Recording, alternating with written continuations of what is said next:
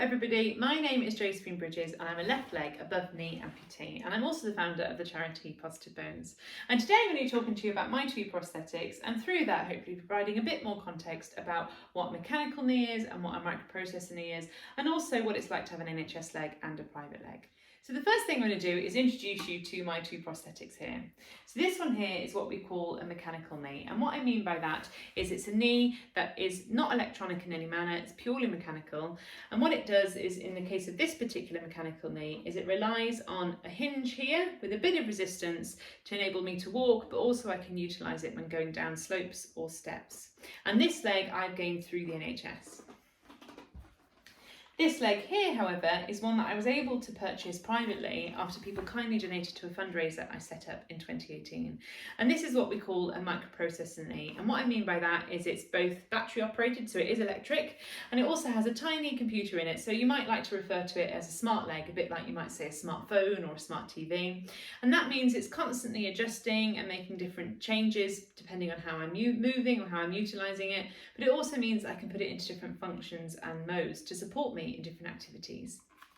Now, don't forget that if you're looking to purchase a private prosthetic or a service or equipment, if you have a limb difference, you can apply for funding through Positive Bones for said specialist equipment, service or prosthetic. The information can be found at www.positivebones.co.uk/apply.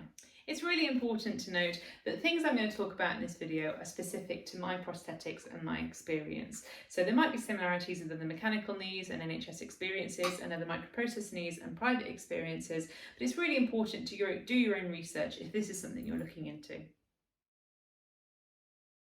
When you become an amputee, or when you're born without a limb, you rely a lot more on your remaining limbs, and this can result in some excessive wear and tear on said limbs. So in my own personal experience, before I had my amputation, I had 11 years of utilising a very weak and fragile left leg, which meant that my right leg was doing a lot of the work, not just in things like going up and down stairs and crouching, but also in just day-to-day walking and movement. And as a result, I've got a knee and a hip that have had quite a bit of a beating over the years, and I'm at risk of an early knee or hip replacement, or a knee or hip replacement early in my life. And so wear and tear is something that's at the very forefront of my mind. Now, the way in which a mechanical knee works is that I use my hip to kick it out, and then when it's in that locked position, I put my weight on it and I can roll over the toe. It's not making any adjustments based on how I'm walking, etc. And as a result, it doesn't really minimise that wear and tear on my remaining limb. However, with my microprocessor knee, because it's constantly making those different adjustments, first of all, it's taking a lot more of the work for my right leg, so I can actually lead with my left leg in a number of different activities. In addition to that, it's also got things like an anti-stumble mechanism, and what I mean by an anti-stumble mechanism is when I'm walking, it can assess when I'm falling, so it goes, oh yeah, Josie's falling, and what it does is it kicks the knee out, it locks it in place, and it means that I can use it to stop myself from falling, and it reduces the chances of me falling, which is obviously great when I'm trying to save my right knee or my right hip. Finally, it can also support me in specific activities such as crouching and going upstairs and up slopes. So this particular knee, I can tell it how I'm moving. I can say I'm about to go up a flight of stairs, and I can use this microprocessor knee to go up the stairs, and I don't have to rely on my right knee at all. And in some cases, particularly when I'm hiking, I do actually solely use the left leg or my prosthetic leg to support me in activity, to give my right leg a bit of a rest. So that's really beneficial when we think about wear and tear, because it's reducing those chances of me needing a hip or knee replacement. Naturally, one of the sole purposes of a prosthetic leg is to enable you to walk. So we've already talked about how the mechanical knee walks, in that you kick it out, and then when it's in that locked position, you put it in place. Now, because the mechanical knee has no electronics in it, it's not got a little computer in, it's not making any adjustments based on the speed at which I'm walking, how I'm walking, the kind of gait I'm having. And so really it's relying on my body and that hinge joint to keep propelling forward. However, with the microprocessor knee, because it's got that clever computer in, it's constantly assessing the speed at which I'm walking, the type of gait I'm having, the terrain I'm walking on, and it's constantly making these little adjustments to support me in the activity. So it allows for a much smoother walk, a walk that requires less energy, a much more comfortable walk. And so in general, my microprocessor knee is a much better walker than my mechanical knee. That being said, with lots of practice, you can get a smooth walk within a mechanical knee, but it will always require that bit more energy than a microprocessor knee. When you're able-bodied, the basics such as carrying a heavy box, going upstairs or crouching are things that you might not need to consider. However, when you are a lower limb amputee and you're utilising prosthetics, you have to think about these things quite a lot. You have to think about the way in which you're going to move your body, how you're going to support yourself and how you're going to do it. Now with this mechanical knee here, because it doesn't have any of those electronics in, it can't necessarily support me specifically in those functions. There might be ways in which I can move my body to wear this and to do those actions, but it isn't built to support me in those specific functions. This, however, this microprocessor knee, it knows when I'm doing something like going upstairs. As I've already talked about before, it knows to support me as I'm going up the steps if I move it in a particular manner. It can also carry my weight fully when it's bent, so it means I can crouch on it, so it means I can get things like washing out the washing machine. It's also making constant adjustments based on the amount of weight I'm carrying, so if I'm carrying a heavy bag or a baby or a dog, it adjusts its resistance to support me in that, reduces the chances of me falling, and again, means that I have to rely less on my right leg. In addition to that, it has the ability to be able to run. So I don't have to put it into a particular mode, it just picks up on the speed in which I'm moving and it supports me in that run. Now this is a heavy jog or a light sprint, but that's really beneficial, not necessarily always just for a run around the park, but it's actually great for example, running after a bus or a train, or in my case, running after my dog in the park. So having those additional basic functionalities is really useful in my day-to-day life. Functionality is a really interesting one. Now this mechanical knee here, beyond its capabilities walking, does have an additional function. If I flick this here at the back, it locks into a straight leg position. So first of all, that's great for long periods of standing, but also in the case of this particular prosthetic, it means that I can use it in water. So I can use it for stand-up showering, but I can also use it for swimming. My microprocessor knee has a variety of different functions, so I can actually program various different modes into this to tell it to support me in different activities.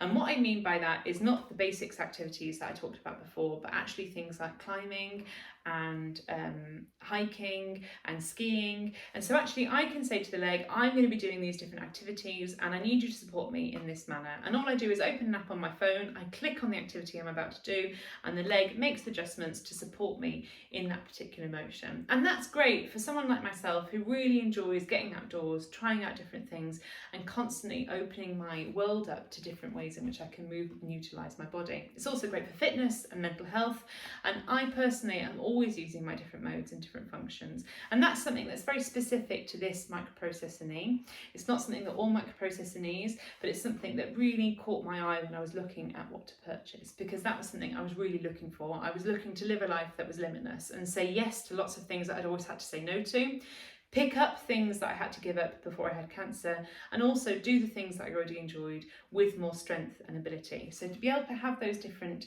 modes and utilise those different functions has been something that I've really enjoyed in my period of having this prosthetic. Now, after I wax lyrical about the perks of having a microprocessor prosthetic, you might think, why do I have this mechanical prosthetic through the NHS at all? And actually, I was advised by both my NHS and my private prosthetist to stay within the NHS system despite having a private prosthetic leg.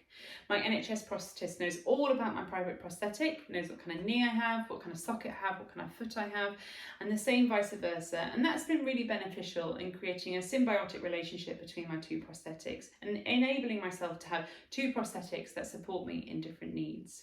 Now, the reasons that my prosthetist gave me for staying within the NHS system were numerous, but the two key ones were, first of all, I won't be able to use this every day.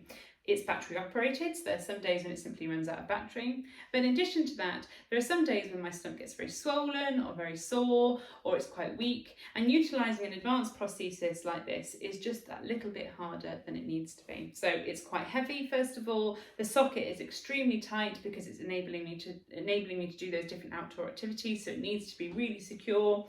And it's also much lower on my stump, meaning that it relies on quite a lot of muscle in order to be able to utilise it, but it does give me that freedom of movement that's so important in those different activities that I enjoy. This prosthetic, however, my mechanical prosthetic, it has a much lighter knee, but it's also a much larger within the socket, and it has this additional support built into the socket as well. So on those days when maybe I'm not able to wear this, I'm able to utilise this around the house and just with a light walk to the park, and it keeps me mobile, keeps me active, and stops me having to revert to a wheelchair or crutches. And that's really beneficial for both my physical and my mental health. So to be able to have this as almost like a backup leg has been really useful. The most important reason why I was advised to stay within the NHS is actually that it can take quite a bit of time within the NHS to get a prosthetic that not only suits your needs, but is also comfortable and well-fitting. And I'm going to talk about my personal experience here. So it's taken me 2 years and lots of back and forthing to get to a point where I have a prosthetic within the NHS that is both comfortable, well-fitting, and suits my varying needs.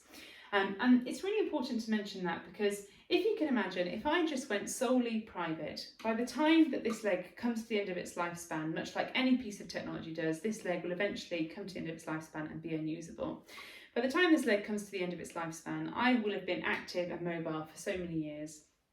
And then having to go into the NHS system solely coming to the end of this, would be really difficult, because if I then had to wait 2 years before I had a leg that was both comfortable and well-fitting and supported my needs, it would be really difficult to have gone from being really active to then being semi-immobile and waiting for a prosthetic such as that. In addition to that, by staying within the NHS system, I'm able to have this prosthetic so that when this one does go, I'm able to transition immediately onto this and at least keep myself mobile within my house and within the local area. And also it means that my prosthetist knows who I am. They know what kind of activities I enjoy, what I've done on this leg, what kind of activities I've been able to enjoy on this microprocessor knee. But it also means that they understand my socket, my stump, what kind of comfort I like, etc. So I'm more easily able to transition straight into that NHS process and stay within it permanently. Now, I should say before I move on that prosthetics are really quite expensive. So for this prosthetic here, for the knee, the socket and the foot, it cost 80 grand.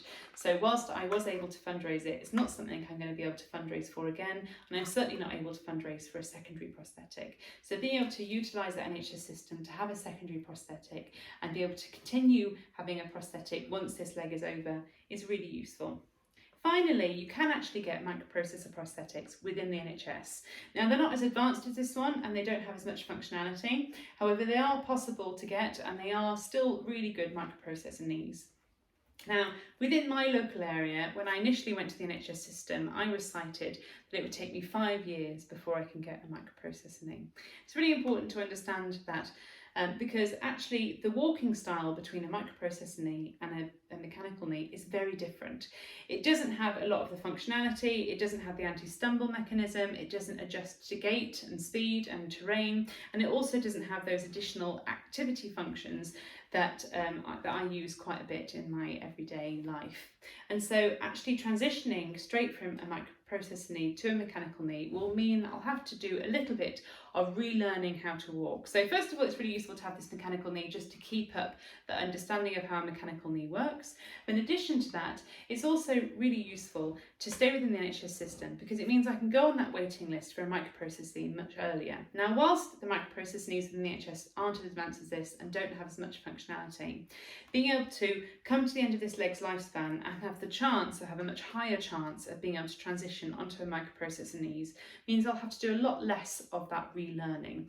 So by staying within it, I'm able to go on the wait list earlier, I'm able to wait out my time with a microprocessor knee, and if I'm lucky, I'll be able to come out of having this microprocessor knee straight onto another one. Now, it won't enable me to do certain activities that I've enjoyed on this one, but it will enable me to do some of them, and it will still support me in that walking style. And that's really important to think about and really important to mention, because it means that that transitional moment will be much easier for me. And whilst this will last a long time, it will last certainly longer than the 5-year wait list, and it won't last forever. And so I have to think about that future planning. So here's a bit of a random additional segment. Something I forgot to mention in the video that I recorded yesterday is that actually you cannot use a blended approach when it comes to NHS and private prosthetics. So to give you an example of that, I couldn't purchase a private prosthetic knee and then take it to the NHS and ask them to fit a socket and a foot to it. And they have to be completely separate in all manner. So any physio that I want on this private prosthetic, I have to go for privately, and any physio I want on this NHS prosthetic, I have to go for through the NHS. And so they have to be kept completely separately in regards to how you wear them and the full kit. Okay, thanks very much. I hope this has been useful to you. And don't forget that if you are looking to apply for funding for prosthetics, services or equipment and you have a limb difference, then take a look at our website www.positivebones.co.uk. We also provide support, community and resources. Thanks very much. Bye.